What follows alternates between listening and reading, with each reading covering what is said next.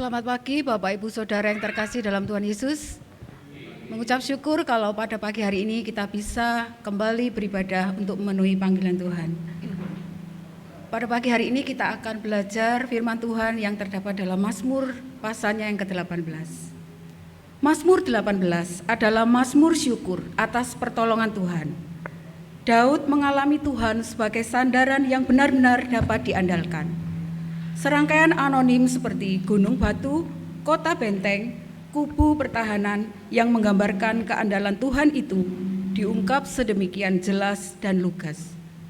Sebelum masuk lebih lanjut dalam ibadah kita pada pagi hari ini, mari kita mengambil waktu hening sejenak.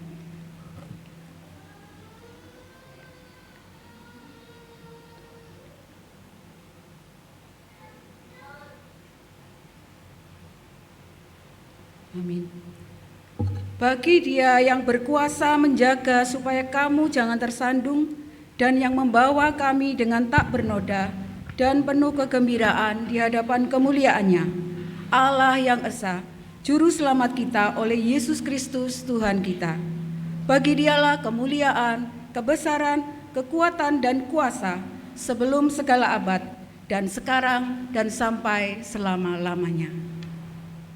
Angkatlah hatimu kepada Allah dan percayalah bahwa pertolongan kita adalah di dalam nama Tuhan, pencipta langit, bumi dan segala isinya. Tuhan yang senantiasa menopang kehidupan gerejanya dan memeliharanya di dalam kasih karunia.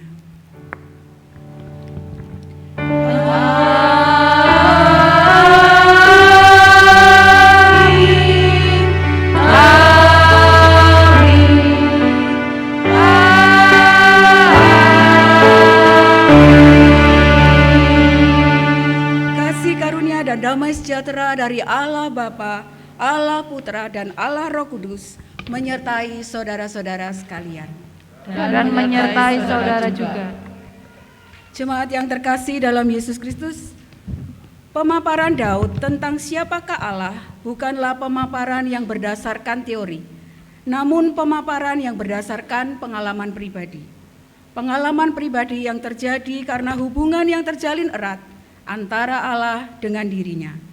Hubungan yang erat itu termanifestasi melalui gambaran yang ia miliki tentang siapakah Allah sesuai dengan perannya sebagai seorang panglima perang yang harus selalu berjuang di medan perang, yaitu Allah sebagai pelindung dan kekuatan. Mari kita angkat pujian, sebab Kau besar, medley suci, suci, suci.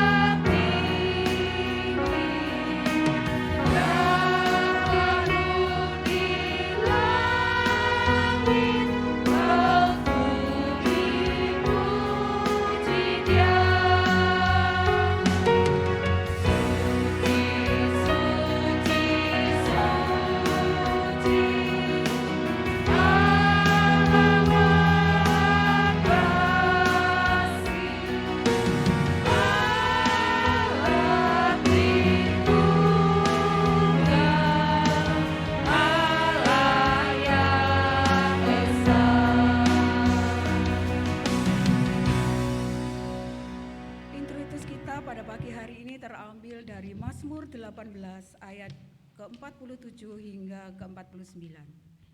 Tuhan hidup, terpujilah gunung batuku dan mulialah Allah penyelamatku. Allah yang telah mengadakan pembalasan bagiku, yang telah menaklukkan bangsa-bangsa di bawah kuasaku, yang telah meluputkan aku daripada musuhku. Bahkan Engkau telah meninggikan aku, mengatasi mereka yang bangkit melawan aku. Engkau telah melepaskan aku dari orang yang melakukan kelaliman. Jemaat dipersilakan duduk. Hubungan dengan Allah yang sedemikian erat membuat Daud mampu terus bertahan walau ia sudah berada di ambang kematian. Tidak sedetik pun ia berpaling darinya dan tetap menggantungkan pengharapannya kepada Allah. Pengharapannya tidak sia-sia karena Allah segera menolongnya terlepas dari segala mara bahaya yang akan menelannya. Sebelum masuk dalam doa pengakuan dosa, mari kita pujikan seperti yang Kau ingini.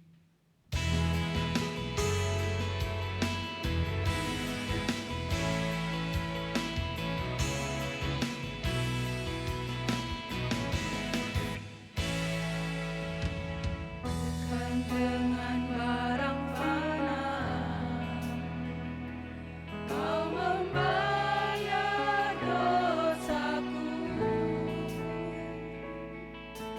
Dengan darah yang mahal,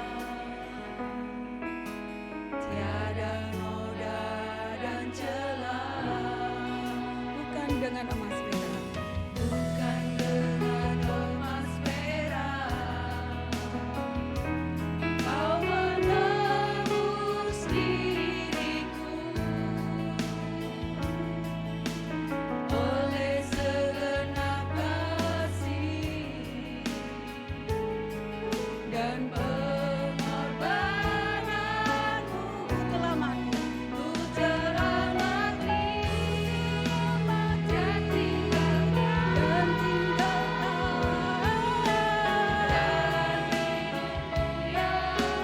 jalan yang lama, dan tak berarti lagi.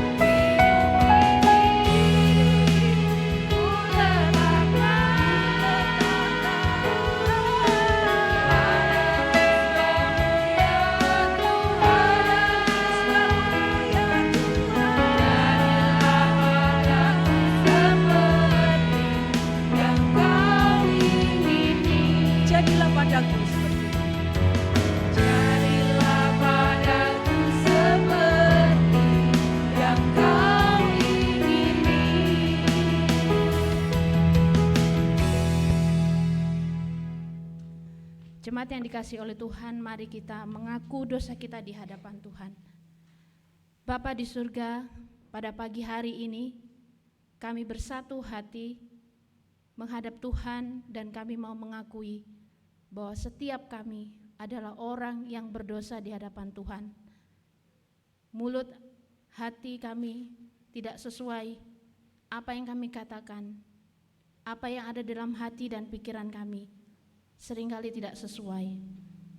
Kami mengatakan kami mengasihi-Mu Tuhan, tetapi dalam kehidupan kami sehari-hari, kami jauh dari perilaku mengasihi Tuhan. Tuhan Yesus, ampuni kami Tuhan. Apa yang kami katakan, apa yang kami perbuat, apa yang kami pikirkan, apa yang kami rasakan, seringkali Tuhan jauh dari apa yang Tuhan kehendaki. Ketika kami bersosialisasi dengan suami kami, dengan istri kami, dengan anak-anak, teman-teman atau teman sekerja kami, seringkali Tuhan Yesus, kami tidak menyatakan bahwa kami sebagai umat Tuhan. Tuhan ampuni kami, kuduskan kami, sucikanlah kami, sehingga kami betul-betul layak untuk menghadap hadirat-Mu pada hari ini. Kami bersyukur Tuhan, karena Engkau penuh dengan belas kasihan. Kami hidup oleh karena anugerah Tuhan.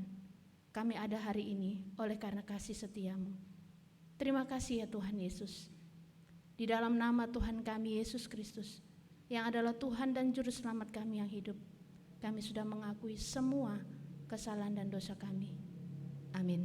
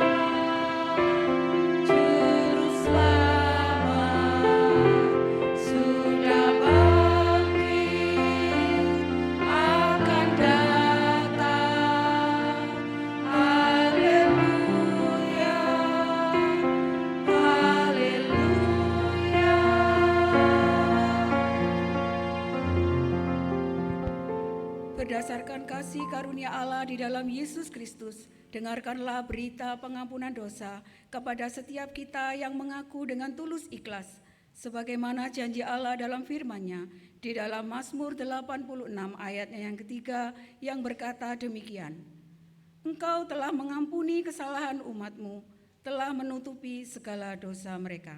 Syukur kepada Allah. Dalam Kristus Yesus, kita yang percaya telah diselamatkan dari kebinasaan. Oleh karena itu, setiap kita yang sudah berdamai dengan Allah pasti akan berdamai dengan sesama. Kita yang sudah diampuni pasti akan mengampuni. Havenu Shalom.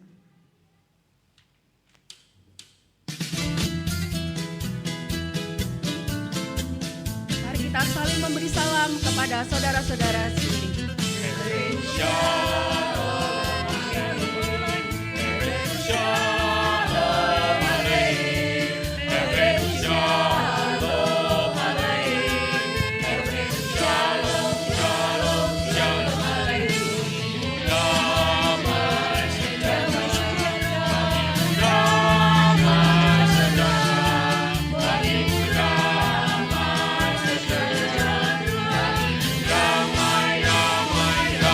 sejahtera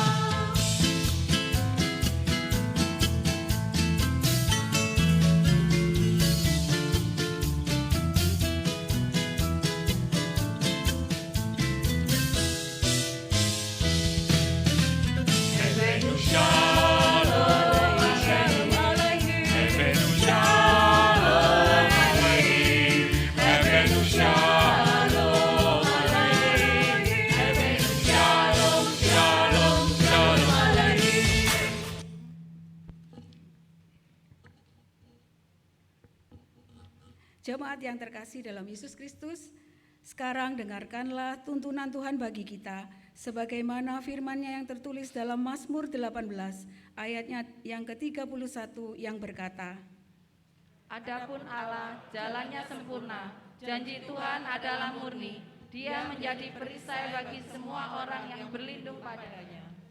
Kiranya Tuhan menolong dan memampukan kita, agar kita dapat mengerti dan mentaati dalam kehidupan kita sehari-hari. Jemaat dipersilakan duduk.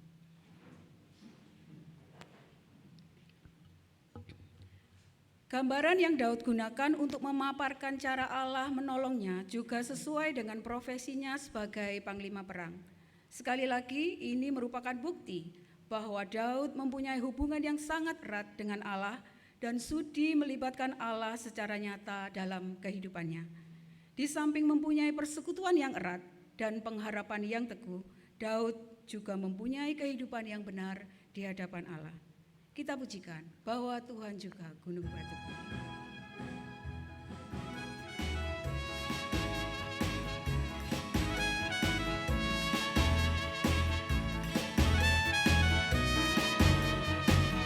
Bahwa Tuhan juga gunung batuku, bahwa Tuhan juga kota bentengku, bahwa Tuhan juga penolong, bahwa Tuhan juga penolongku, yaitu Allahku dan gunung batuku. Kita katakan, aku percaya akan Dia. Aku percaya akan Dia, perlindunganku. Aku percaya akan Dia, tanduk selamatku. Aku percaya akan Dia, sang perisaiku, tempat perlindungan yang tinggi.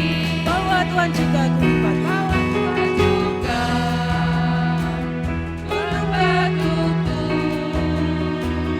Bahwa Tuhan juga kota bentengku, bahwa Tuhan juga penolongku, yaitu Allahku dan gunung batuku. Aku percaya akan Engkau, Yesus. Aku percaya akan Dia, perlindunganku. Aku percaya akan Dia, tanduk selamatku. Aku percaya akan Dia, sang perisaiku, tempat perlindungan. Kita katakan sekali lagi, aku percaya akan Engkau, Yesus. Aku percaya akan Dia, perlindunganku. Aku percaya akan Dia, tanduk selamatku. Aku percaya akan Dia, sang perisaiku, tempat perlindungan yang tinggi. Saya undang jemaat untuk berdiri. Bersama-sama dengan gereja sepanjang zaman dan abad, kita ikrarkan pengakuan iman kita seturut dengan pengakuan iman rasuli yang kita ikrarkan demikian. Pengakuan iman rasuli. Aku percaya kepada Allah, Bapa yang Maha Kuasa, Khalik langit dan bumi, dan kepada Yesus Kristus, anaknya yang tunggal Tuhan kita, yang digandung dari Roh Kudus, lahir dari anak darah Maria, yang menderita sengsara di bawah pemerintahan Pontius Pilatus, disalibkan, mati dan dikuburkan, turun ke dalam kerajaan maut. Pada hari yang ketiga, bangkit pula dari antara orang mati, naik ke surga, duduk di sebelah kanan Allah, Bapa yang Maha Kuasa, dan dari sana Ia akan datang untuk menghakimi orang yang hidup dan yang mati. Aku percaya kepada Roh Kudus, gereja yang kudus dan am, persekutuan orang kudus, pengampunan dosa, kebangkitan tubuh dan hidup yang kekal. Amin. Jemaat dipersilakan duduk. Kedekatan Daud dengan Allah merupakan dasar baginya untuk meminta pertolongan Allah dan jaminan untuk menerima pertolongan darinya. Karena itulah ia berani menghadapi kesulitan dan mara bahaya apapun bersama Dia. Persekutuan yang erat dengan Allah akan memampukan kita menjadi manusia yang kuat dan berani, menembus badai kehidupan sedahsyat apapun. Walau nampaknya ia tertelan oleh gelombang dunia yang mengganas, tapi pada akhirnya ia akan muncul kembali mengatasi badai itu bersamanya. Kita memuji firman-Mu sebelum kita menyambut firman Tuhan.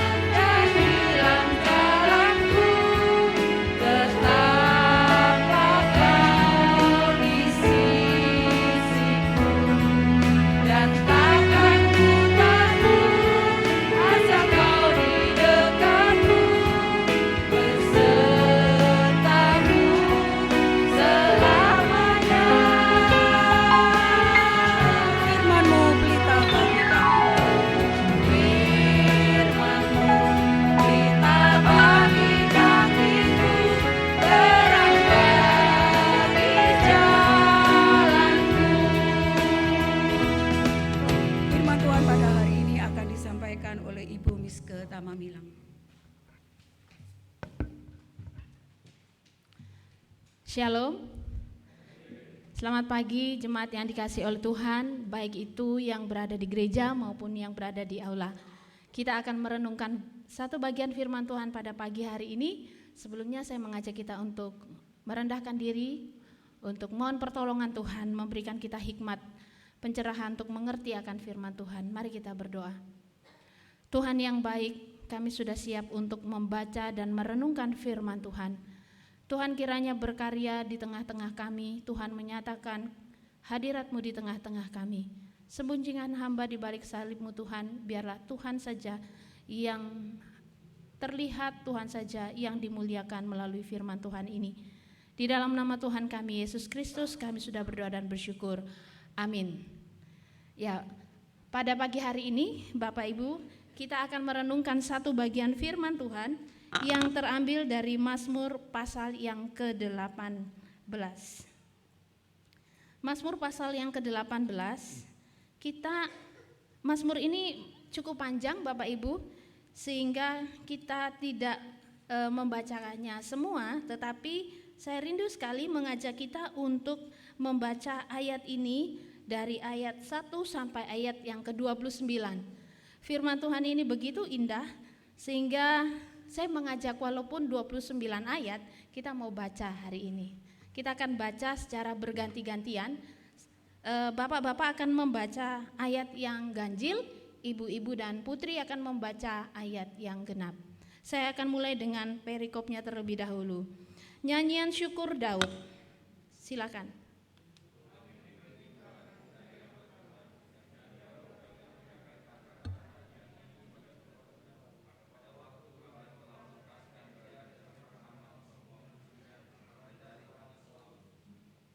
Ia berkata, "Aku mengasihi Engkau ya Tuhan kekuatanku."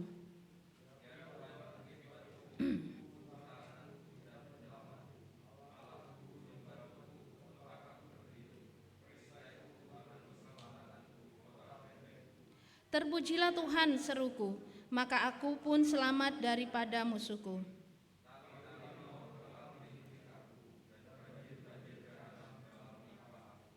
Tali-tali dunia orang mati telah membelit aku, perangkap-perangkap maut terpasang di depanku.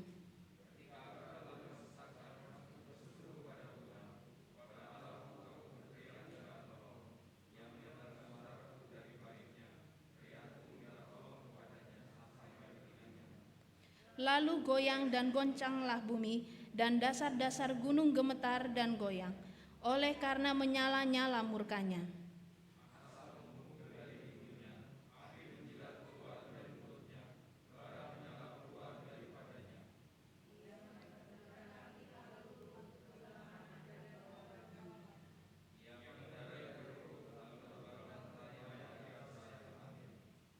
Ia membuat kegelapan di sekelilingnya menjadi persembunyiannya. Ia menjadi pondoknya, air hujan yang gelap, awan yang tebal.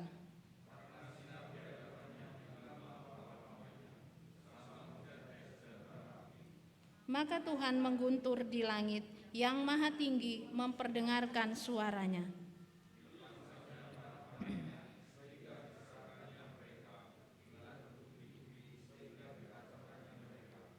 Lalu kelihatanlah dasar-dasar laut, dan tersingkaplah alas-alas dunia. Ya Tuhan, karena hembusan nafas dari hidung-Mu.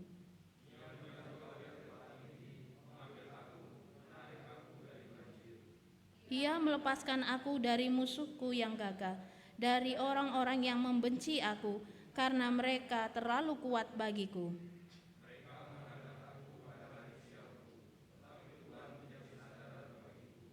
Ia membawa aku keluar ke tempat lapang.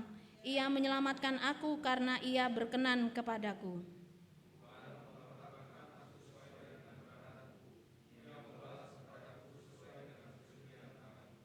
Sebab aku tetap mengikuti jalan Tuhan dan tidak berlaku fasik terhadap Allahku.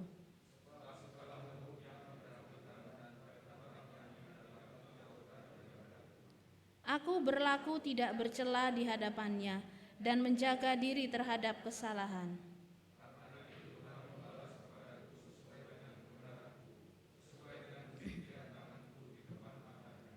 Terhadap orang yang setia, Engkau berlaku setia. Terhadap orang yang tidak bercela, Engkau berlaku tidak bercela.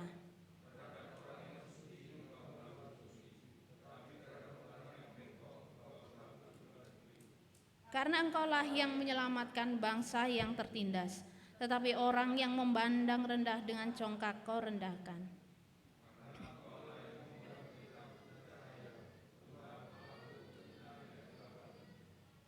Karena dengan Engkau aku berani menghadapi gerombolan, dan dengan Allahku aku berani melompati tembok. Ya, jemaat yang dikasih oleh Tuhan, ayat 31 sampai ayat yang ke-51 akan kita bahas, kalau Tuhan kehendaki akan kita bahas di doa malam. Nah, kita akan belajar firman Tuhan dari ayat 1 sampai ayat 29 dulu. Jemaat yang dikasih Tuhan, di dunia ini ada dua tipe orang, bukan? Orang yang pertama adalah orang yang tahu berterima kasih, dan orang yang kedua adalah kelompok orang yang tidak tahu berterima kasih. Tentunya kita senang sekali apabila kita bertemu dengan orang yang tahu berterima kasih. Khususnya setelah kita melakukan banyak sekali hal-hal yang baik terhadap orang tersebut. Tentunya kita mengharapkan orang itu juga berterima kasih kepada kita. Tapi kenyataannya tidak semua orang yang punya kesadaran untuk berterima kasih, sekalipun orang tersebut sudah mendapatkan perilaku yang baik. Hari ini kita mau belajar dari salah satu tokoh, dia raja yang hebat, yaitu Daud. Daud menulis Mazmur 18. Mazmur 18 itu adalah sebuah nyanyian syukur, Bapak Ibu. Nyanyian syukur Daud kepada Tuhan Allahnya yang ia sangat kasihi. Dan di dalam Mazmur ini kalau kita membacanya tadi dengan penuh perhatian, kita akan mendapati Mazmur 18 ini begitu indah. Saya membaca berulang-ulang kali, baik itu melalui audio maupun saya baca sendiri. Saya merasakan dan memahami begitu indahnya Daud mengubah satu pujian syukur ini. Sebenarnya pujian syukur ini adalah pujian pribadi Daud kepada Tuhan. Di kemudian hari pujian ini diubah kembali dan digunakan sebagai puji-pujian di bait Allah. Ada hal yang ingin kita bahas pada hari ini dan itu menjadi prinsip rohani bagaimana kita mau menaikkan syukur. Ada satu pertanyaan yang sangat menggelitik di hati saya ya. Yang selanjutnya, pertanyaannya begini. Kenapa ya Daud ini bisa membuat satu pujian syukur yang begitu dalam dan begitu indah? Saya rasa tidak semua orang bisa membuat satu pujian untuk Tuhan seindah dan sedalam ini.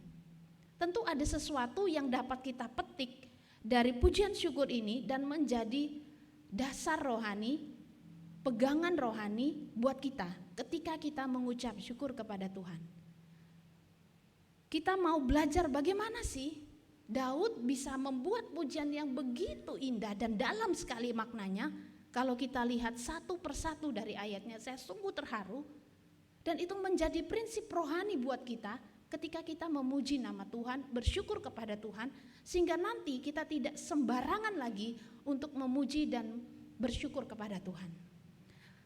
Kita belajar dulu dari hal yang pertama. Hari ini kalau cukup, mudah-mudahan cukup, kita akan belajar dua hal.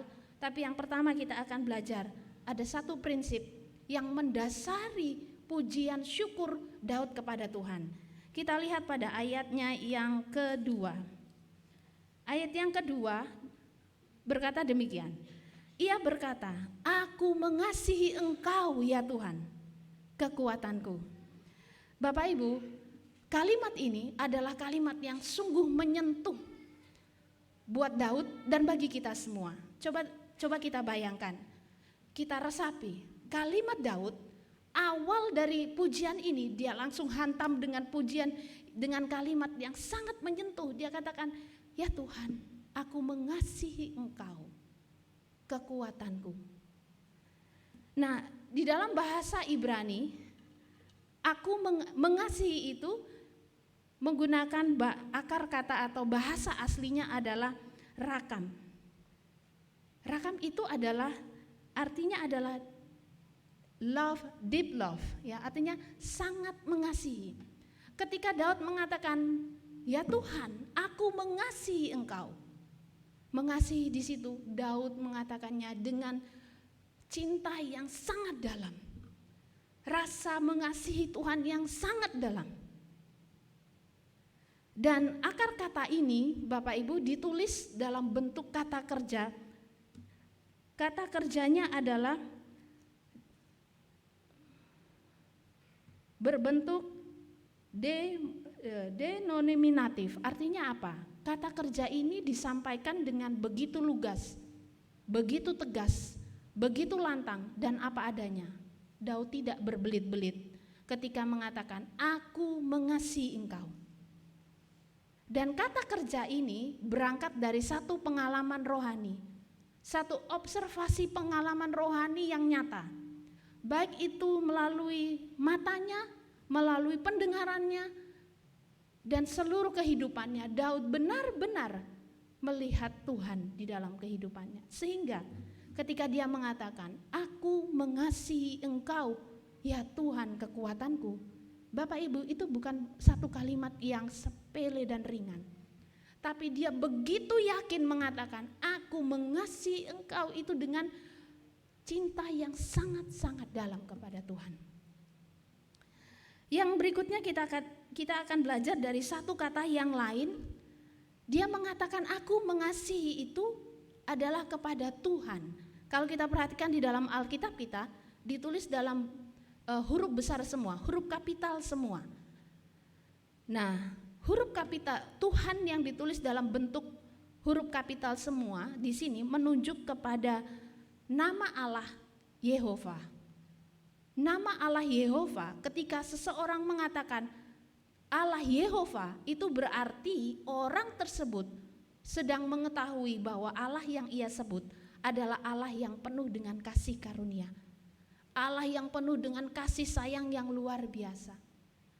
Tetapi di dalam lingkungan orang-orang Ibrani, Bapak Ibu, untuk menyebutkan Yehova itu tidak boleh sembarangan. Mereka sangat berhati-hati sekali untuk menyebut Tuhan dengan sebutan Yehova. Tetapi di sini ketika Daud membuat satu pujian syukur, dia langsung menyebutkan nama itu, Yehova. Aku mengasihi engkau Tuhan Yehova. Harusnya bagi kalangan orang Ibrani hati-hati ngomong kayak gitu. Tetapi Daud mengatakan hal itu, Bapak Ibu, betul-betul dengan kata kerja tadi. Dia betul-betul mengatakannya dengan lantang, dengan yakin. Apa adanya yang ada di dalam hatinya. Dia mengatakan, Yehova, aku mengasihi engkau. Harusnya mungkin ada di antara orang Ibrani yang mengatakan, ini Daud ini gak sopan ya. Dia gak menghormati Tuhan, mengatakan Tuhan Allahnya dengan sembarangan seperti itu. Tapi sebenarnya di sini kita mau melihat betapa Daud punya hubungan yang dekat erat sekali dengan Allah Yehova, yang seolah-olah itu harusnya jauh sekali dengan dia. Tetapi dia begitu yakin mengatakan, aku mengasihi engkau Tuhan Yehova. Yang berikutnya kita akan melihat dari ayatnya yang ketiga. Ayatnya yang ketiga, Bapak Ibu perhatikan baik-baik. Ada hal yang sangat istimewa, di situ saya tuliskan, Daud menyebutkan Allah Yehova itu dengan istilah-istilah yang sesuai dengan konteks Daud sebagai seorang panglima perang. Daud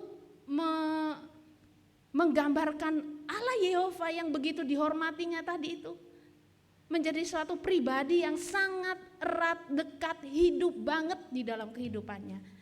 Daud mengatakan begini, ayat yang ketiga. Ya Tuhan, bukit batuku, kubu pertahananku dan penyelamatku, Allahku, gunung batuku, tempat aku berlindung, perisaiku, tanduk keselamatanku, kota bentengku. Jemaat yang dikasih oleh Tuhan, Daud mengatakan ku. Dia tidak mengatakan Allah Yehova, engkau kota benteng kami, engkau kubu pertahanan kami. Tetapi Daud mengatakan Allah Yehova, engkau Allah yang agung, Allah yang sakral, Allah yang suci, Allah yang harus aku hormati. Tapi engkau adalah kota bentengku, kubu pertahananku, kekuatanku, tempat aku berlindung. Dari kalimat-kalimat ini Bapak Ibu, kita melihat bahwa begitu personalnya hubungan Daud dengan Tuhan. Dia merasa begitu dekat dengan Tuhan. Dia punya satu keyakinan bahwa Allah itu, Allah Yehova itu adalah milik dia. Dia benar-benar dekat dengan dia. Dia benar-benar hidup dengan dia. Allah Yehova itu yang orang bilang itu jauh, sangat sakral, harus dihormati, sangat jauh. Tapi dia milikku, dia hidup di dalamku, dia dekat dengan aku. Kok bisa ya? Daud begitu punya hubungan relasi yang very close dengan Daud. Kenapa? Tentunya itu bukan sesuatu hal yang mudah. ada proses yang panjang Bapak Ibu yang dilewati oleh Daud sehingga dia punya hubungan yang sangat-sangat personal, sangat-sangat intim, sangat-sangat dekat dengan Allah Yehova. Saya mencatat beberapa hal. Kalau Bapak Ibu pernah atau pasti pernah mengikuti perjalanan Daud, mulai dari dia dipilih, diurapi untuk menjadi raja yang kedua bagi bangsa Israel, sampai pada dia sungguh-sungguh menjadi raja menggantikan Saul. Kita melihat bahwa perjalanan Daud sungguhlah tidak mudah. Saya hanya mencatat beberapa saja Bapak Ibu, bagaimana proses Daud punya hubungan yang intim, hubungan yang personal, hubungan yang dekat sekali dengan Allah melalui proses kehidupannya. Saya hanya mencatat beberapa hal. Mari kita ingat bersama. Yang pertama, pada waktu Daud menjadi pelayan Tuhan di kerajaannya Saul, pada waktu itu Daud dipilih oleh Saul sendiri sebagai pemain kecapi. Tapi apa yang terjadi? Waktu Saul itu dihinggapi oleh roh Allah, karena Saul sudah berbuat jahat ya. Lalu dia ingin menombak Daud itu 2 kali.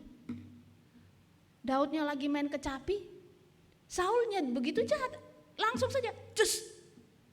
Tapi apa yang terjadi? Daud selamat. Kok bisa ya? Itu pasti Tuhan. Yang kedua, masih ingat waktu Daud melawan Goliat? Goliat yang begitu besar, Daud yang begitu kemerah-merahan. Daud hanya pakai batu. Tapi kok bisa Daud mengalahkan Goliat? Itu pun karena Tuhan, sehingga Daud bisa mengalahkan Goliat.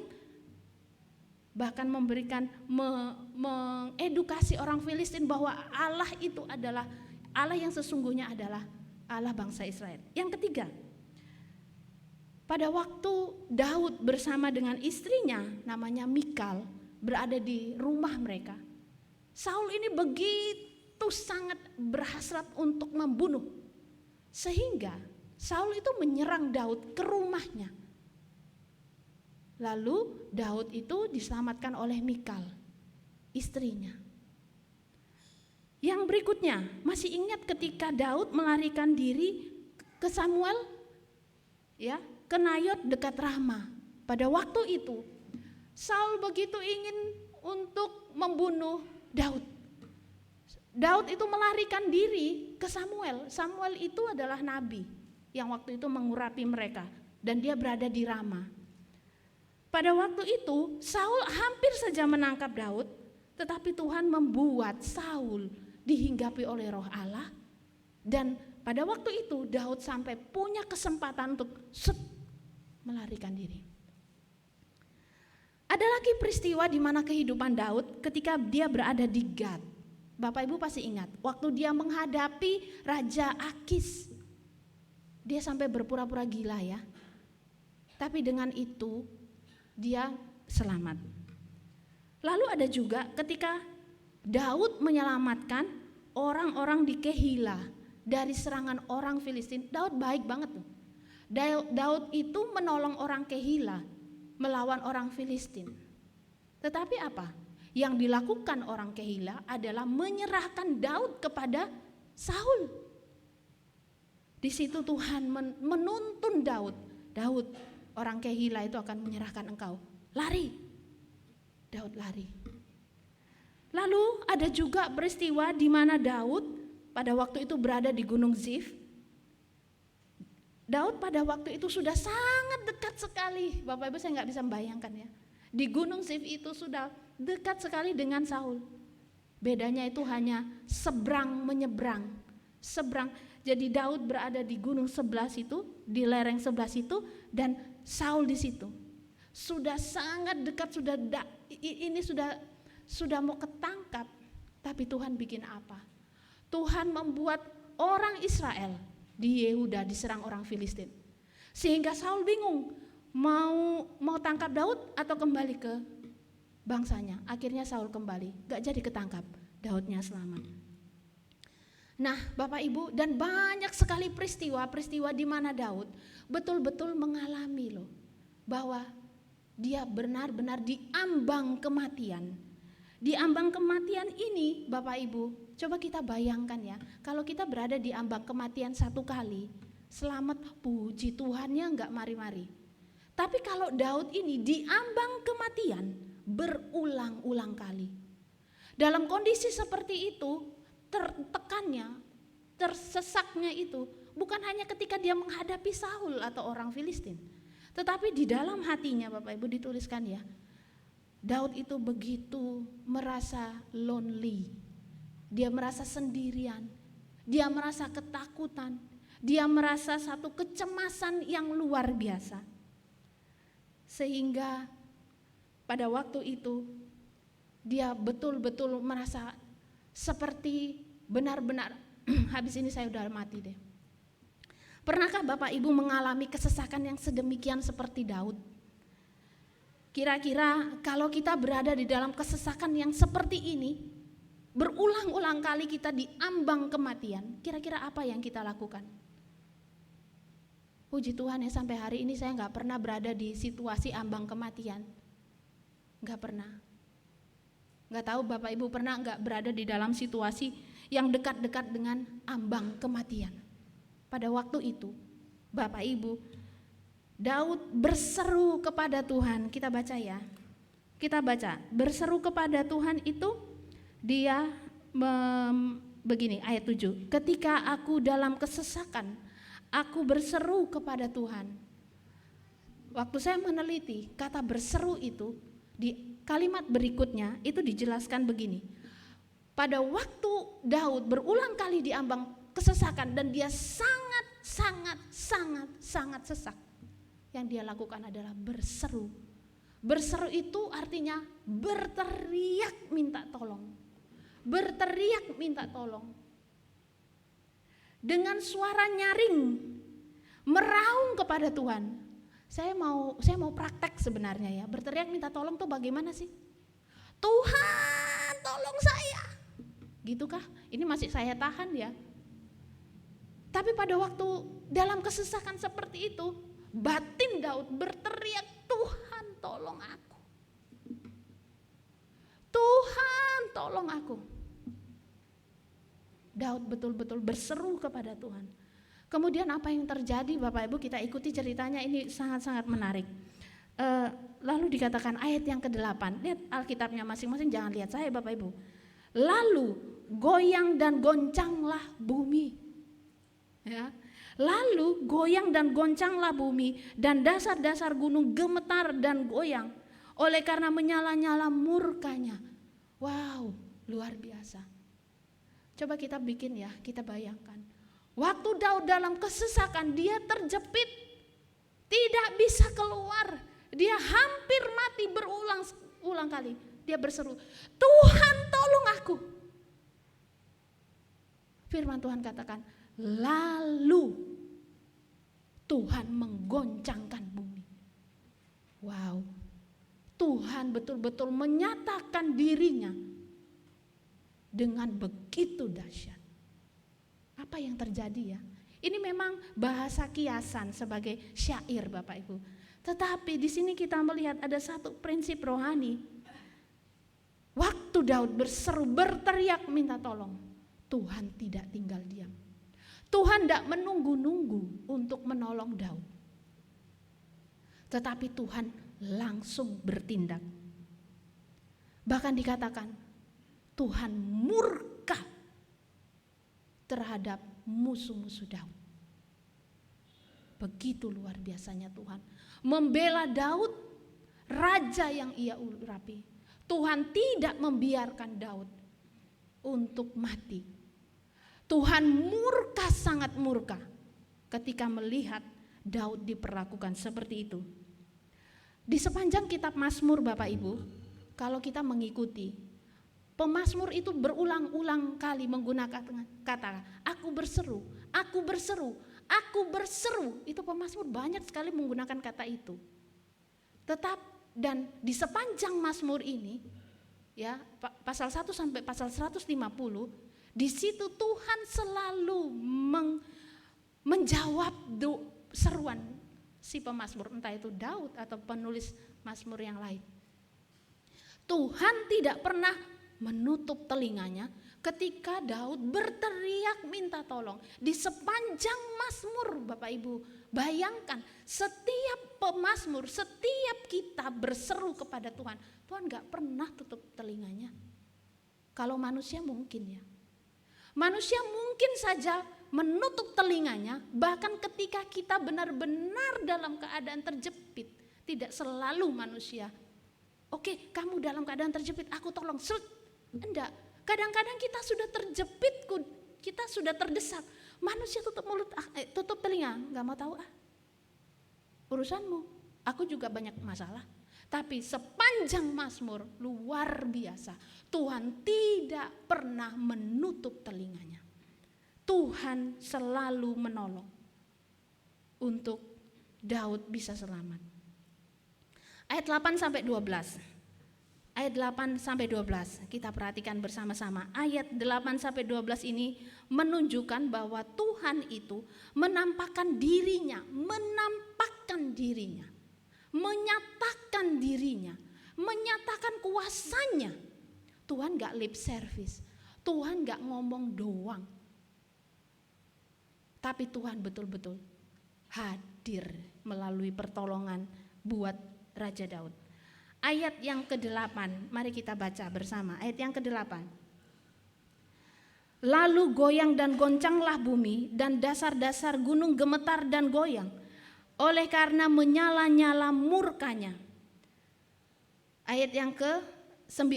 Asap membumbung dari hidungnya, api menjilat keluar dari mulutnya, bara menyala keluar daripadanya. Ini tadi yang saya katakan. Waktu Daud berseru, Tuhan menyatakan dirinya. Tuhan murka. Kita bayangkan ya, orang yang menjadi bara api buat Tuhan pasti mati. Orang yang nyala, orang Jawa bilang kan nyala ya, pasti panahnya Tuhan itu akan kena ke dia. Berikutnya kita akan baca lagi ayat yang ke-10. Ia menekukkan langit lalu turun, kekelaman ada di bawah kakinya. Ayat yang ke-10 ini menunjukkan bahwa Allah sendiri yang menyelamatkan Daud. Allah gak mengutus yang lain, gak mengutus malaikat, tetapi Allah turun tangan sendiri. Allah mengatur semuanya sehingga Daud itu selamat. Ayat yang ke-11, ia membuat kegelapan di sekelilingnya menjadi persembunyiannya, ia menjadi pondoknya air hujan yang gelap, awan yang tebal. Maksudnya apa? Di sini Tuhan menolong Daud itu dengan cara-cara yang kadang-kadang tidak dimengerti oleh Daud. Sudah kepepet. Tapi cara Tuhan apa? Tuhan obrak-abrik Israel di Yehuda. Tuhan obrak-abrik sehingga Daud gak perlu susah-susah berperang melawat Saul. Bahkan untuk menyelamatkan Daud dikatakan pada ayat yang ke-16. Sekarang kita baca lagi ayat yang ke-16. Ayat yang ke-16, lalu kelihatanlah dasar-dasar lautan dan tersingkaplah alas-alas dunia karena hardikmu ya Tuhan. Untuk menyelamatkan Daud digambarkan sampai Tuhan itu menunjukkan dasar laut. Alas bumi pun terungkap. Bagaimana coba kita bayangkan?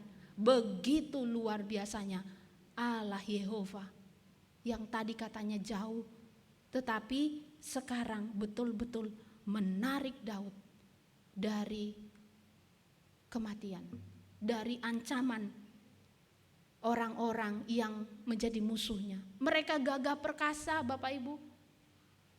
Daud itu sendiri waktu melarikan diri, benar-benar saya membaca kisahnya ya.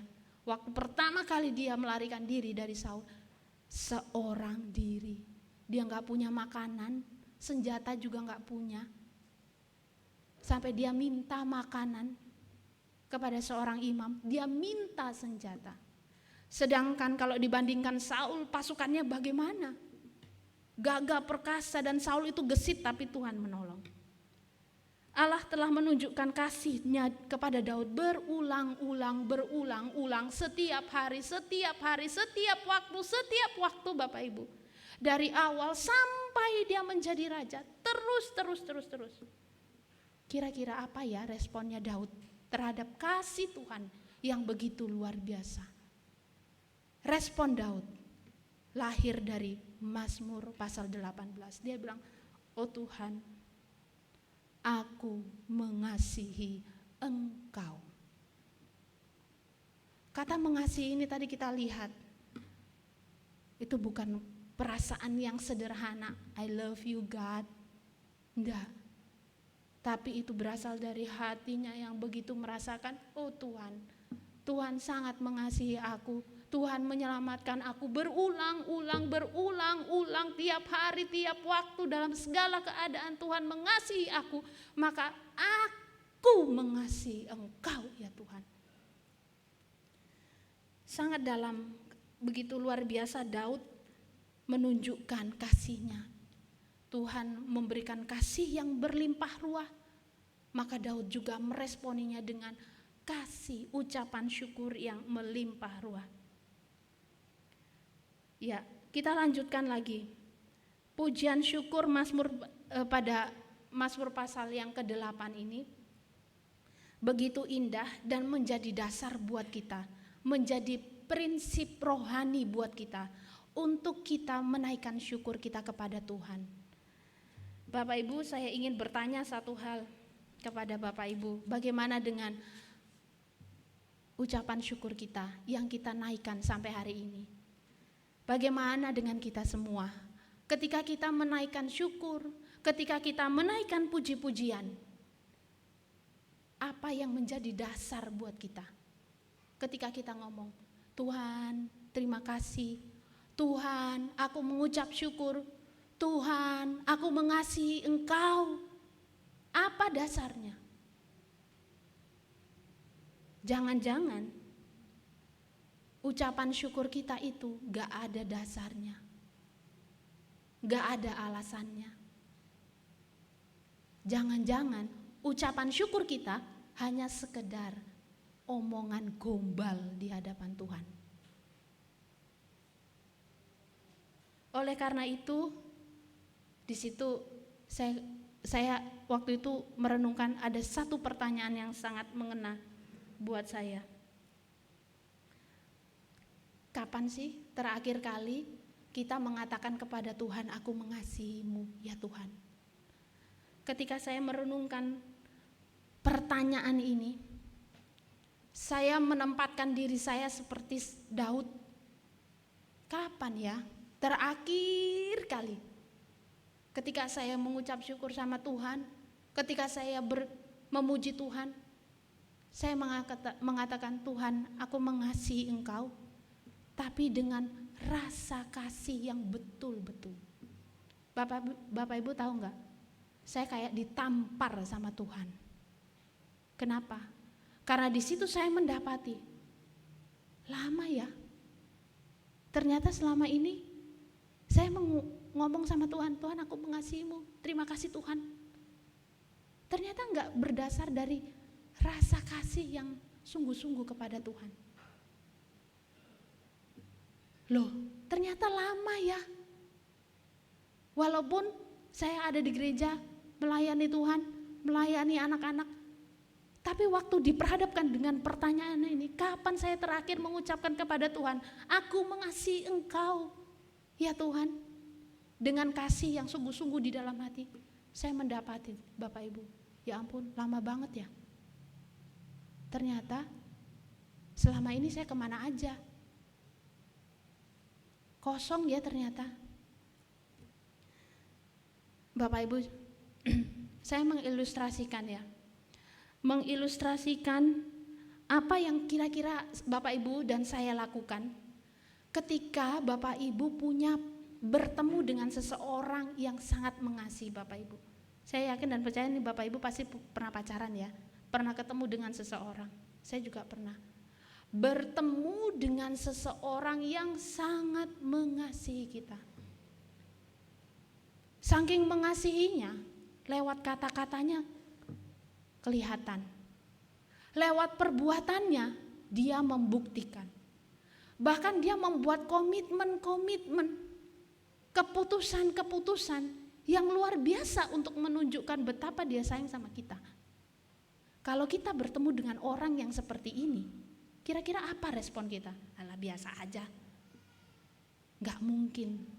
Kalau kita ketemu dengan orang yang seperti ini, maka pasti kita akan membalas kasihnya. Begitu juga dengan Tuhan. Tuhan itu sudah begitu banyak memberikan kasih kepada kita, Bapak Ibu. Every day. Dari pagi sampai pagi, 24 jam. Kalau saya sekarang 42 tahun, berarti Tuhan sudah menyatakan kasihnya kepada saya 42 tahun.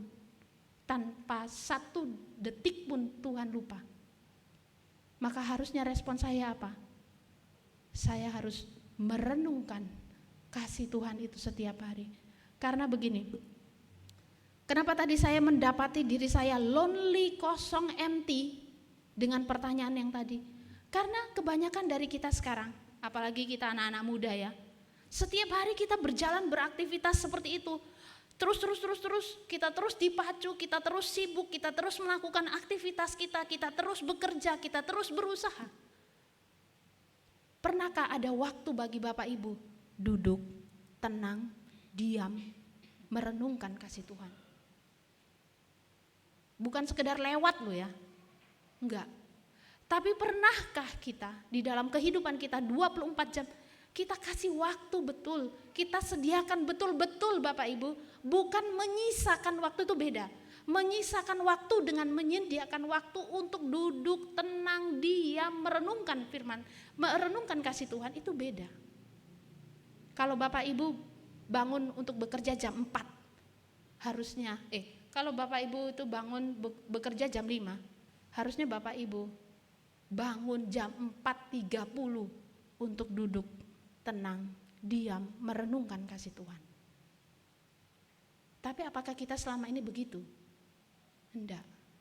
Kita bangun pagi, langsung handphone, langsung kerja, langsung ini. Sepanjang hari begitu terus, hari Senin, hari Selasa, hari Kamis, 1 minggu, 2 minggu, 1 bulan, 1 tahun. Kita enggak merasakan kasih Tuhan. Betul enggak? Kita ada loh di gereja, kita memuji Tuhan, mulut kita memuji Tuhan, kita melayani Tuhan, tapi kita tidak pernah merenungkan, dan kita tidak pernah merasakan, aku makan karena Tuhan, aku jalan karena Tuhan, aku kerja karena Tuhan.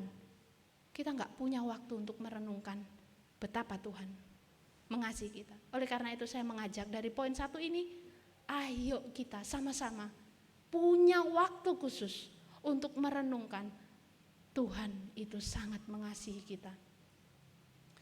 Yang kedua, dari poin yang pertama ini, mari kita punya gairah, punya hasrat. Untuk apa? Untuk memuji Tuhan, untuk bersyukur kepada Tuhan, untuk berdoa. Tapi poin yang kedua ini gak bisa kalau yang pertama yang itu tidak dilaksanakan. Gak bisa. Kalau kita punya waktu untuk merenungkan firman Tuhan, otomatis Bapak Ibu, kita akan suka bersyukur, suka memuji Tuhan, suka punya waktu. Tapi kalau kita gak pernah punya hubungan dekat dengan Tuhan, kita gak merasakan kasih dengan Tuhan, kita gak akan punya gairah untuk berdoa dan bersyukur kepada Tuhan. Kalaupun kita bersyukur, hanya gombal di hadapan Tuhan, kosong, empty, buat kita itu gak ada efeknya juga. Yang berikutnya, ada pertanyaan yang berikutnya. Nah, kapan terakhir kali kita mengalami pengalaman yang real bersama Tuhan? Ini saya juga merenungkan. Daud sepanjang hidupnya dia mengalami pengalaman bersama dengan Tuhan. Pertanyaannya buat kita, kapan terakhir kali Bapak Ibu merasakan Tuhan take control, Tuhan mengendalikan, Tuhan hadir di dalam kehidupan Bapak Ibu? Kapan terakhir? Jangan-jangan sampai hari ini kita merasakan, aku hidup karena aku bisa, biasa aja, gak berasa apa aja, bisa kok, Gak usah pakai doa, gak usah pakai Tuhan, bisa kok. Gawat. Berapa lama Bapak Ibu? Kita sudah sangat jauh dari Tuhan. Teman-teman pemuda dan remaja, kapan terakhir kalian punya pengalaman sama Tuhan? Kapan terakhir? Coba ingat-ingat. Kembali lagi saya mendapati, ya lama banget Tuhan. Saya ingat-ingat, kapan ya terakhir kali saya bergumul terus Tuhan menampakkan pertolongannya dan saya benar-benar jadinya itu merasakan bahwa Tuhan hadir. Ya lama banget ternyata. Nah, dari bagian yang pertama ini, mari Bapak Ibu, kita betul-betul memaksa diri kita. Saya katakan pakai kata memaksa ya. Memaksa diri kita untuk membiasakan diri menempatkan Tuhan dalam kehidupan kita sehari-hari. Saya selanjutnya slide-nya, saya teringat dengan satu kesaksian guru sekolah minggu, beliau ada di sini. Satu guru sekolah minggu ini pernah kami berdua tuh sharing cerita-cerita. Dan itu pengalaman yang sangat membekas di hati saya karena beliau bilang begini, saya mendoakan anak-anak saya. Doa saya adalah supaya anak-anak saya dalam kehidupannya mereka tidak hidup sulit. Saya berdoa supaya anak-anak saya memperoleh rintangan, kesulitan. Waktu guru sekolah minggu ini bilang begitu, saya melongo. Dalam hati saya, apa? Gak salah ya Bu doanya. Di mana-mana kita orang tua kan berdoa. Tuhan berkati anak saya supaya dia hidup baik, dia hidup tenang, dia dijaga Tuhan, dia dipelihara Tuhan. Tapi guru sekolah minggu yang satu ini doanya beda. Supaya anaknya mendapatkan rintangan, kesulitan. Lalu saya bertanya, lah kenapa? Jawabannya adalah supaya anak-anak saya tahu dia hidup itu karena Tuhan. Dia tidak mengandalkan kekuatannya sendiri. Tapi sepanjang hidup anak-anak saya, mereka bergantung sama Tuhan. Bapak Ibu berani doa kayak gitu? Berani doa kayak gitu? Kalau enggak berani ya, itu memang doanya agak-agak ekstrim ya. Tetapi saya ingin pada hari ini mengajak kita untuk memaksa diri kita. Ayo, setiap hari dalam kehidupan kita, kita mesti menempatkan Tuhan ada di dalam aktivitas kita sehari-hari. Mari kita bertanya, hari ini Tuhan mau kerjakan apa lagi ya buat saya? Hari ini apa yang Tuhan nyatakan dalam kehidupan saya? Tuhan mau hadir bagaimana lagi ya hari ini? Mari kita melakukan hal itu. Sehingga kita bisa menjawab pertanyaan yang tadi selanjutnya. Nah, apa yang membuat Daud dapat membuat nyanyian syukur yang begitu indah dan begitu dalam sehingga hari ini bisa menjadi satu prinsip rohani?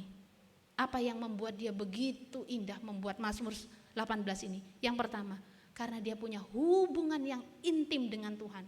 Dia sangat mengasihi Tuhan dan Tuhan karena mengasihi dia. Yang kedua, karena dia mengalami Tuhan di dalam kehidupannya setiap hari. Harapan saya ketika kita menaikkan syukur, ketika kita menaikkan pujian, kita ingat prinsip rohani ini. Ini memang pengalaman pribadi Daud Bapak Ibu. Tetapi ini bisa menjadi prinsip rohani kita. Kalau kita menyanyikan syukur buat Tuhan, jangan sembarangan. Ayo kita menciptakan hubungan pribadi yang intim dengan Tuhan. Lewat apa?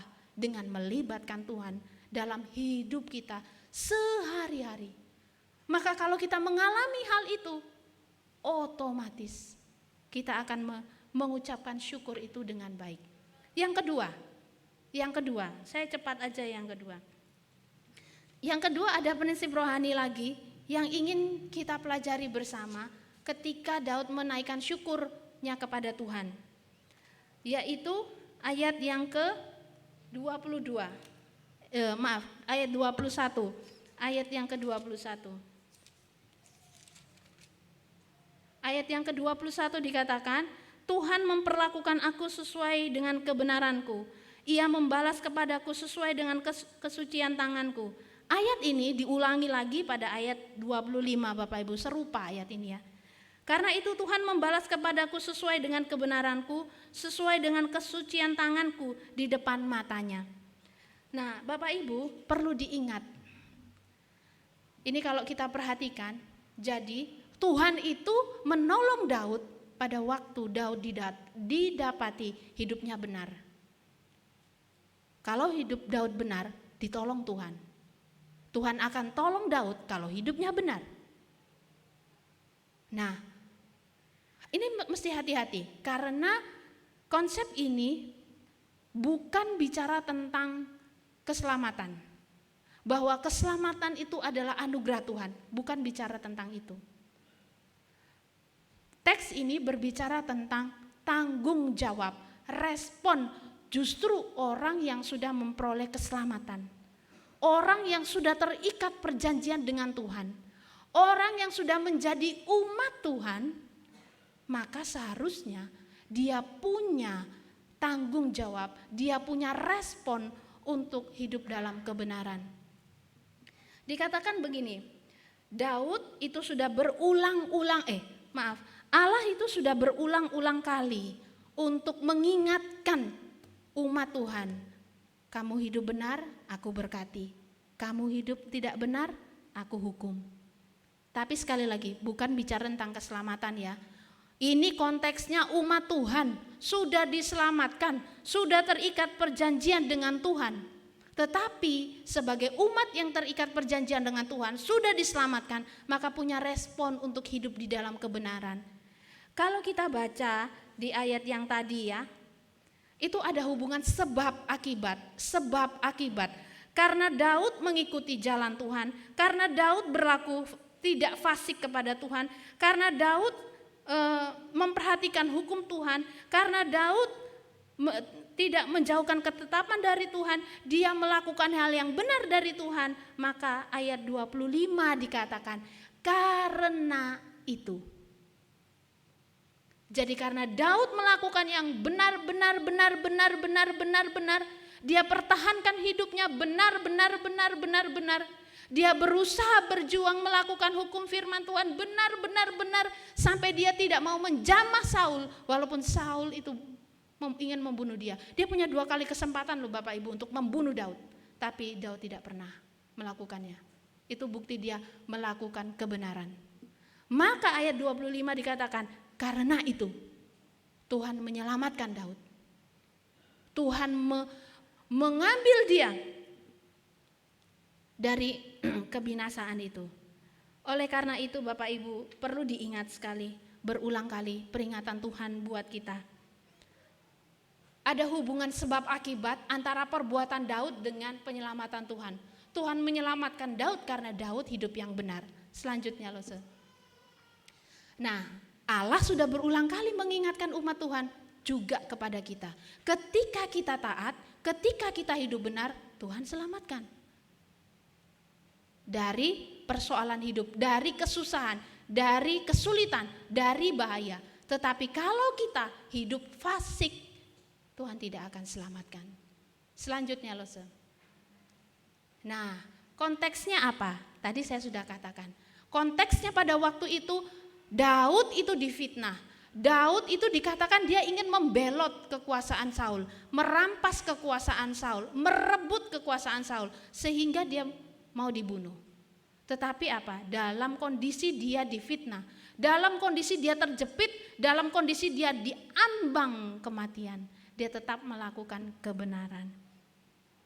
Oleh karena itu, Bapak Ibu yang dikasihi Tuhan, iman itu membuat Daud melakukan hal yang benar.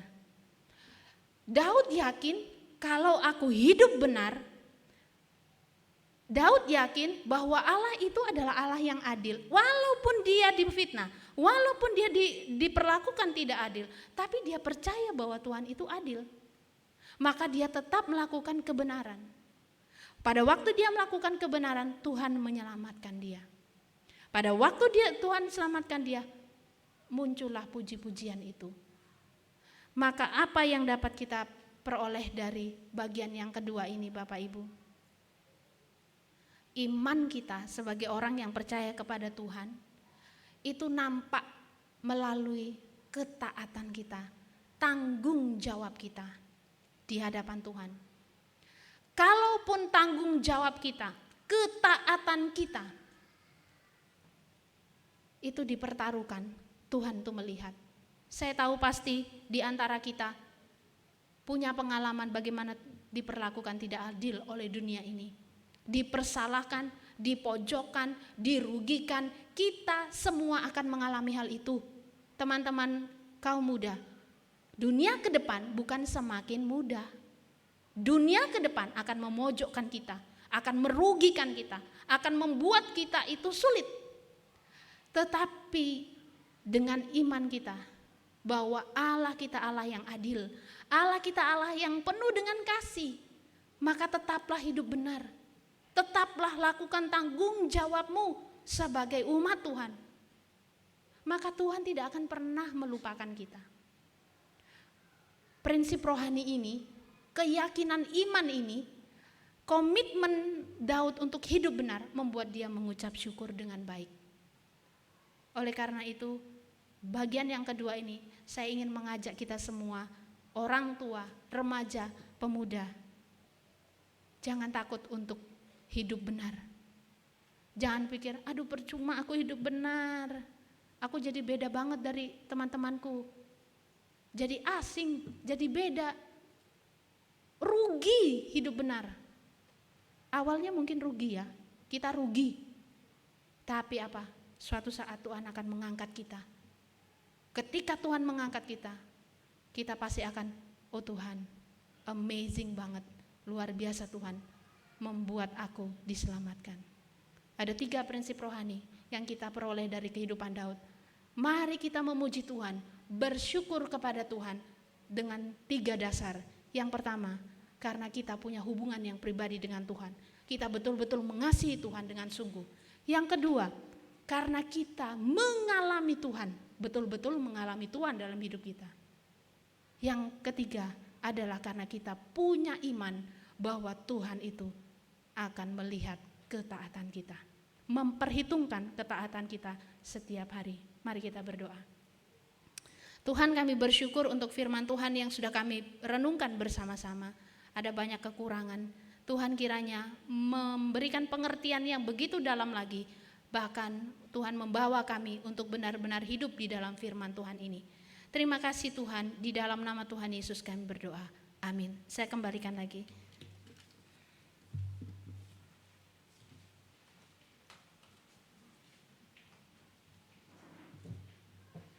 Kita akan mendengarkan persembahan pujian.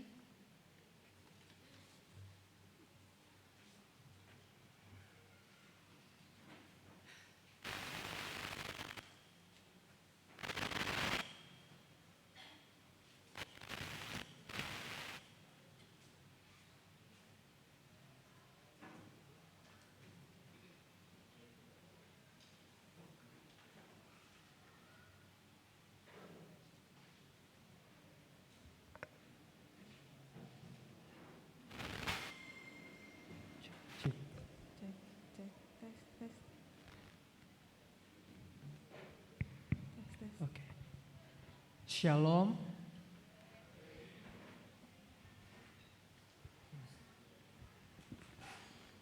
Ya, hari ini kami akan membawakan sebuah persembahan pujian yang berjudul Berkat Kemurahan Tuhan. Nah, pujian ini intinya adalah ketika kita menjalani hidup, baik itu dalam keadaan susah, baik itu di dalam keadaan senang, intinya adalah hidup kita semuanya karena berkat kemurahan Tuhan.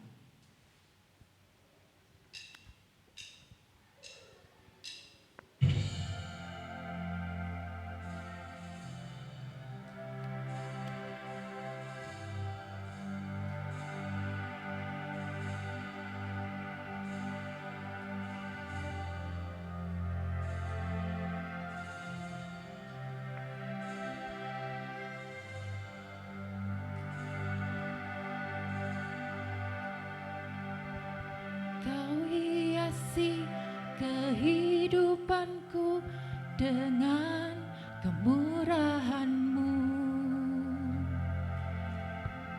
Kau rancangkan masa depanku penuh dengan harapan. Aku ada saat ini, semuanya karena kasih-Mu. Aku hidup hari ini, semua berkat kemurahan-Mu. Terima kasih Yesus, Engkau sangat baik, teramat baik bagiku.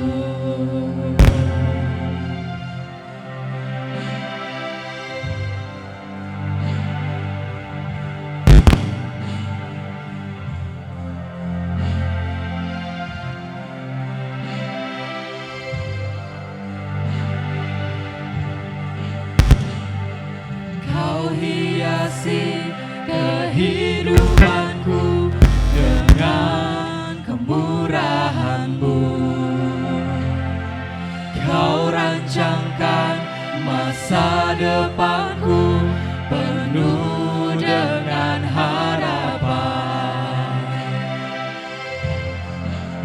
Aku ada saat ini, semuanya karena kasih-Mu.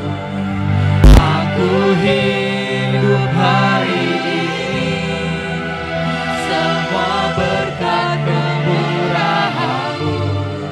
Terima kasih Yesus, Engkau sangat baik, teramat baik bagiku.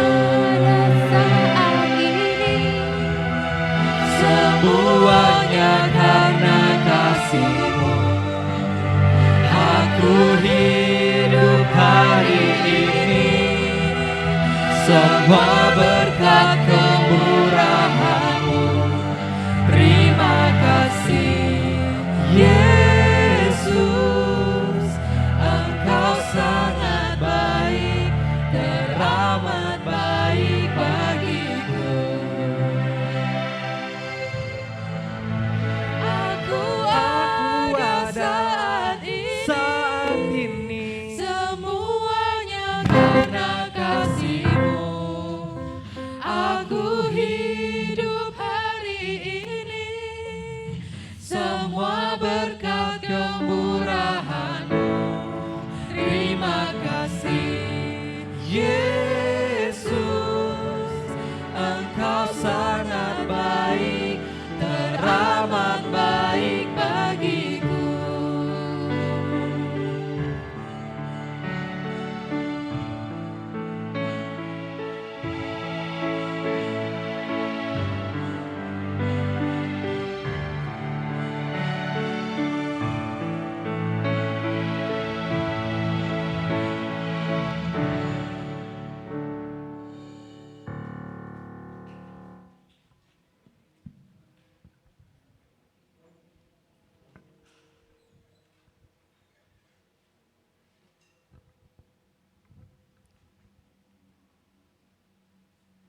Saya undang jemaat untuk bangkit berdiri.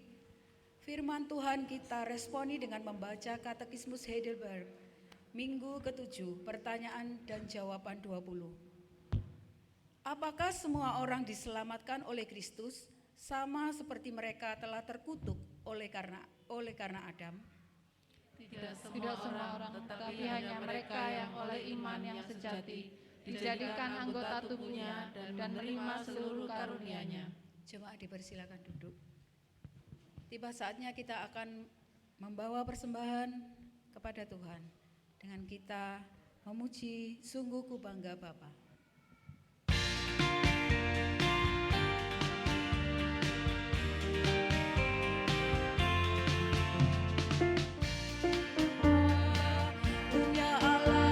Seperti Engkau, sungguh ku bangga Yesus.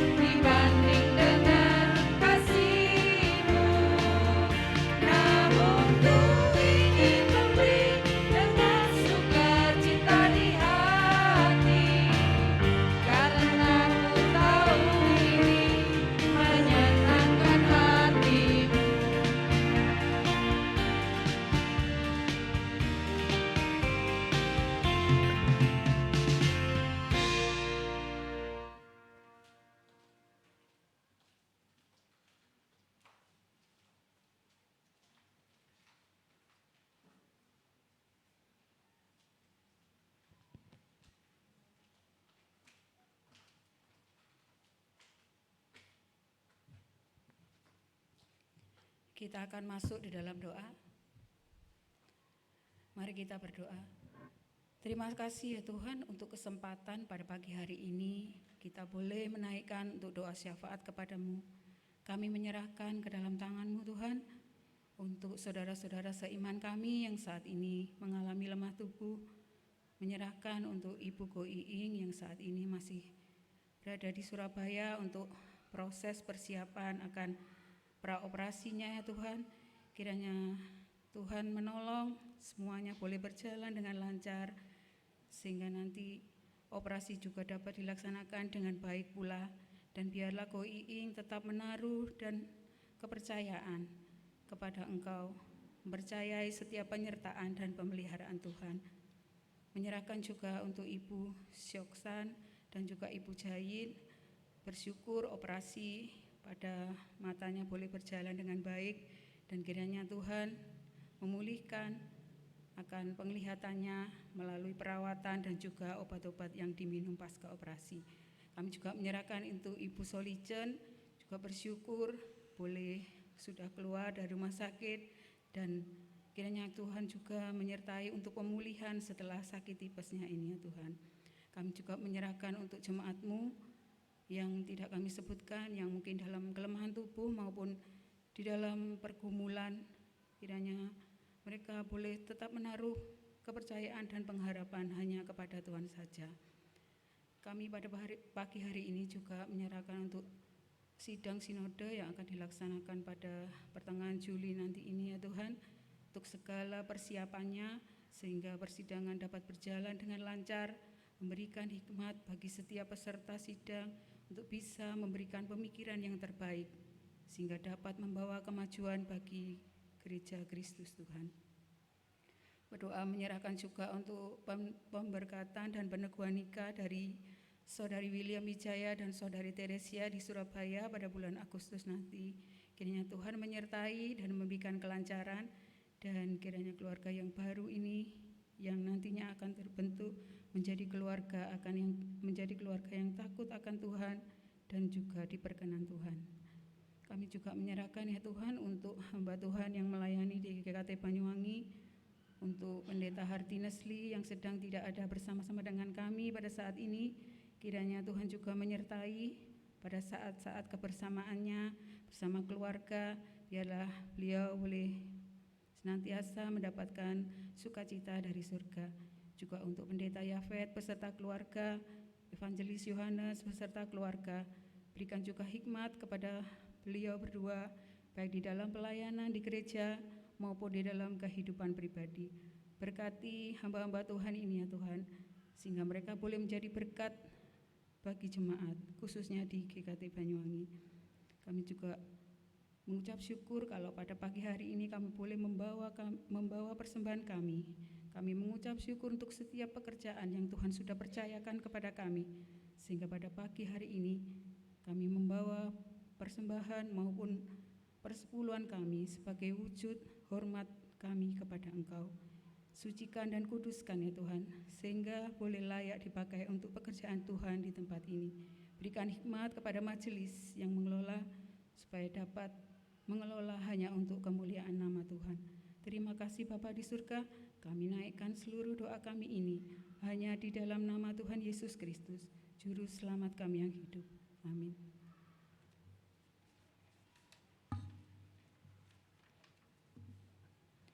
Kita akan mendengarkan warta yang akan disampaikan oleh Bapak Hendra.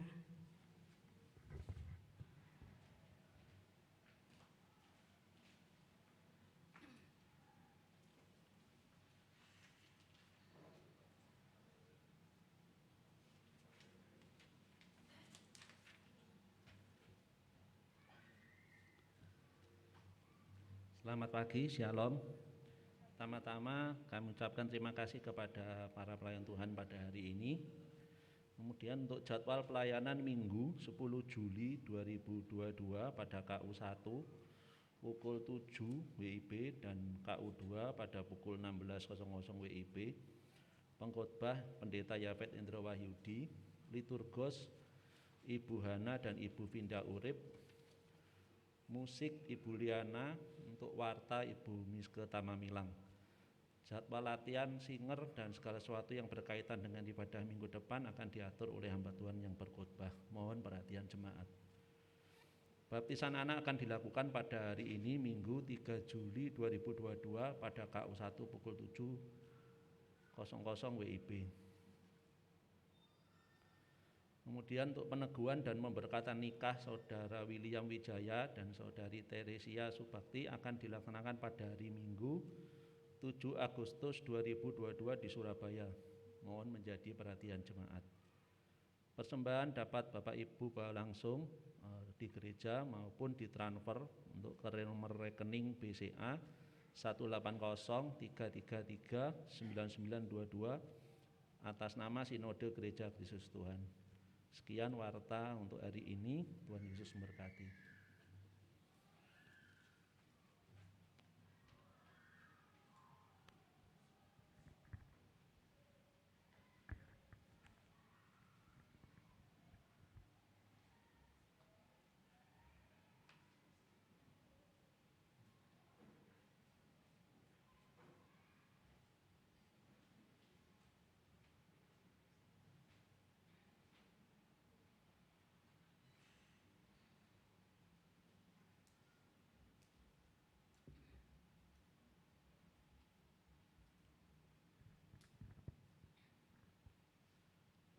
Selamat pagi Bapak Ibu Saudara.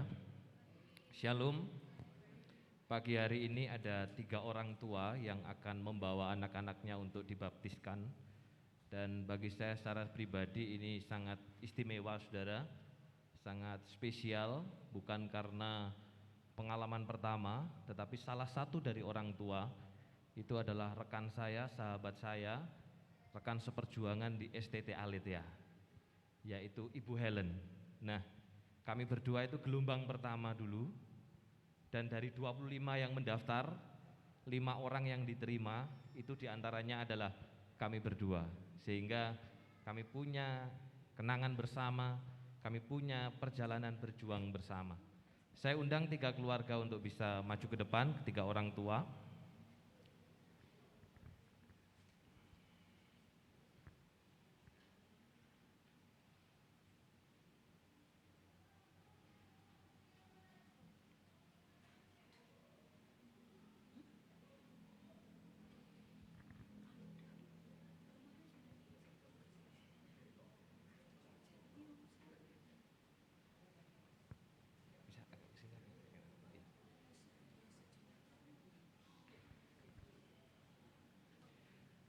Saudara-saudara yang kekasih, Allah memberikan perjanjiannya kepada orang percaya, termasuk juga kepada anak-anak mereka.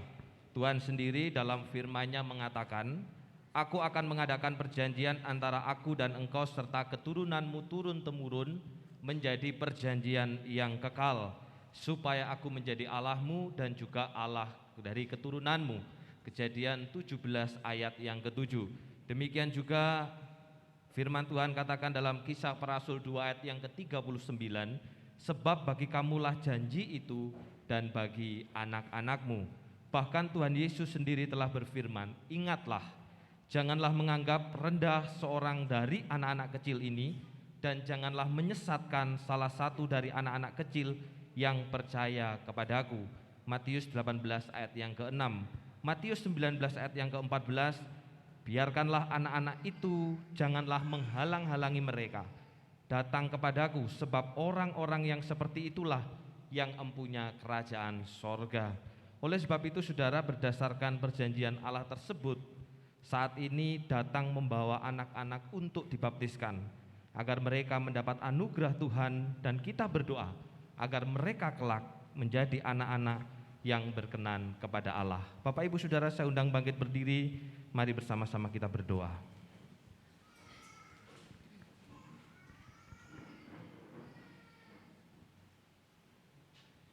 Allah Bapa kami yang di sorga, kami menyadari bahwa dosa telah mengikat kami, bahkan juga anak-anak kami. Demikian juga karya keselamatan Allah berlaku bagi kami dan anak-anak kami. Oleh karena itu ya Tuhan, saat ini kami membawa anak-anak ini, Aurelius Reinhard Manuel Londong, Juan Auxilio Laurenta, dan Haniel Liam Chandra untuk dibaptiskan, dan kami mohon kiranya Engkau menuntun hidup mereka agar sejak masa kanak-kanak ini mereka boleh mengenal dan percaya kepada Kristus. Tuhan menolong para orang tua, Bapak Fransiskus dan Ibu Yulia Puspa, Saudara William dan juga Saudari Debbie, Bapak Hermawan dan Ibu Helen, agar mereka dapat melaksanakan tugas dan tanggung jawab mereka dalam mendidik dan memimpin mereka dalam pengenalan akan Kristus, baik melalui firman-Mu maupun dalam teladan hidup mereka sehari-hari, agar anak-anak ini dapat bertumbuh dalam pengetahuan yang benar akan Kristus. Dalam nama Tuhan Yesus kami berdoa. Amin. Bapak Ibu Saudara dipersilakan duduk kembali. Saudara-saudara yang kami kasihi, saudara-saudari orang tua membawa anak-anak ini agar mereka dibaptiskan, dikuduskan, dan masuk dalam persekutuan gereja Tuhan. Sekarang berdasarkan tugas dan tanggung jawab saya kepada Tuhan dan gerejanya, saya menghendaki pernyataan tekad dan janji dari saudara-saudari di hadapan Tuhan dan jemaatnya dengan menjawab pertanyaan-pertanyaan berikut. Yang pertama, apakah saudara-saudari percaya bahwa meskipun anak-anak dikandung dan diperanakkan dalam dosa, tetapi sesuai dengan firman Tuhan, mereka juga mendapat bagian dalam janji keselamatan melalui Tuhan Yesus Kristus? Apakah jawab saudara-saudari? Yang kedua, apakah saudara-saudari bersedia menjadi teladan dalam iman, kesetiaan, pelayanan, dan kehidupan kerohanian, dan dengan pertolongan Tuhan melaksanakan firman Allah dalam perbuatan yang nyata, sehingga sejak kecil mereka mempunyai dasar yang teguh bagi iman dan perbuatannya? Apakah jawab saudara-saudari? Yang ketiga, berjanjikah saudara untuk mengajar anak-anak mengerti kebenaran Allah sesuai dengan proses perkembangan pengetahuan mereka, dan membimbing mereka untuk berdoa, membaca Alkitab saat teduh setiap hari, mengikuti ibadah anak sampai kelak mereka dapat mengerti tentang makna baptisannya sendiri dan disidi? Apakah jawab saudara-saudari? Bapak Ibu Saudara, kita telah mendengar janji daripada orang tua, dan janji ini bukan hanya diucapkan di depan pendeta, di depan jemaat, tetapi juga di depan Tuhan. Kita doakan supaya orang tua bisa melaksanakan janji itu dalam kehidupan sehari-hari. Oleh karena itu, saya akan melaksanakan baptisan ini.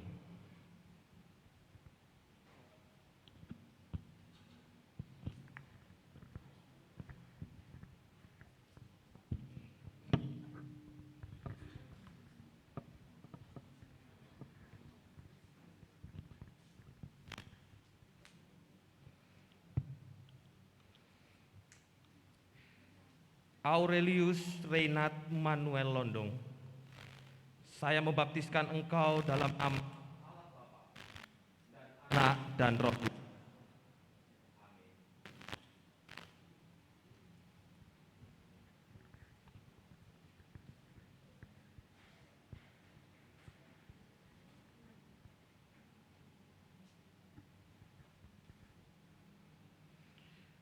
Juan Auxilio Laurenta, saya membaptiskan engkau dalam nama Allah Bapa dan Anak dan Roh Kudus. Amin.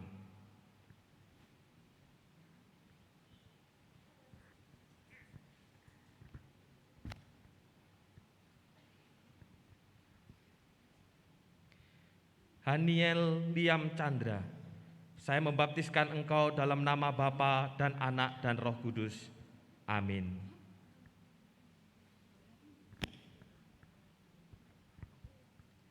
Saya undang Bapak Ibu Saudara untuk bersama-sama bangkit berdiri.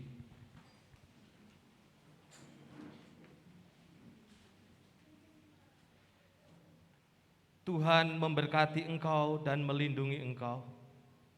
Tuhan menyinari engkau dengan wajah-Nya dan memberi engkau kasih karunia. Tuhan menghadapkan wajahnya kepadamu dan memberi engkau damai sejahtera. Mulai dari anak-anak ini sampai engkau dewasa, sampai engkau di sini, bahkan sampai akhir hidup, tetap setia kepada Allah. Amin. Saya undang untuk menghadap ke jemaat. Ya, mari kita berikan tepuk tangan Bapak Ibu Saudara. Mari kita dukung orang tua supaya anak-anak ini pun nanti sampai dengan di sini menyatakan imannya ketika mereka sudah dewasa. Saya persilahkan untuk Ketua Majelis memberikan kartu keanggotaan.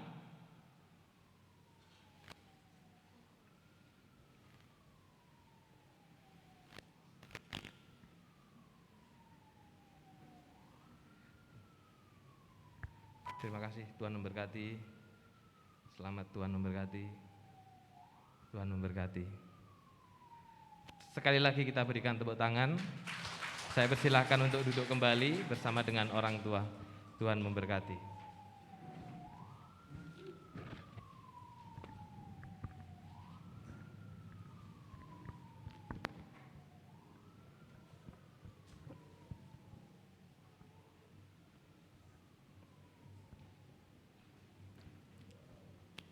Saya undang jemaat untuk bangkit berdiri.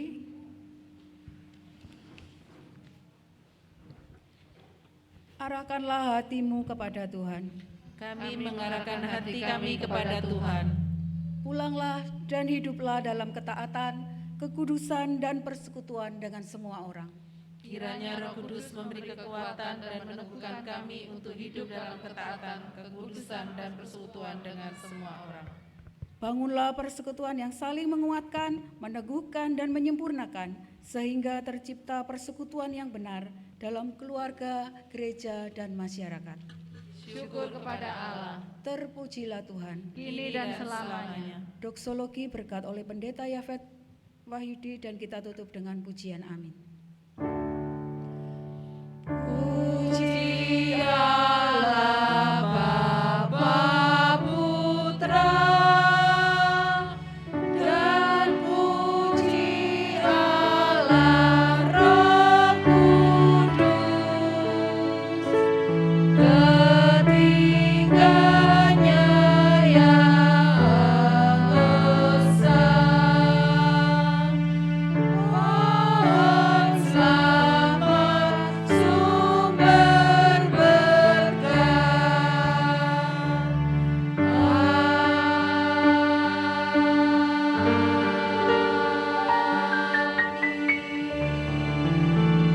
Saudaraku yang dikasihi Tuhan, pulanglah dan terimalah berkat yang daripada Allah. Tuhan memberkati engkau dan melindungi engkau. Tuhan menyinari engkau dengan wajah-Nya dan memberi engkau kasih karunia. Tuhan menghadapkan wajah-Nya kepadamu dan memberi engkau damai sejahtera mulai hari ini sampai Maranatha. Amin.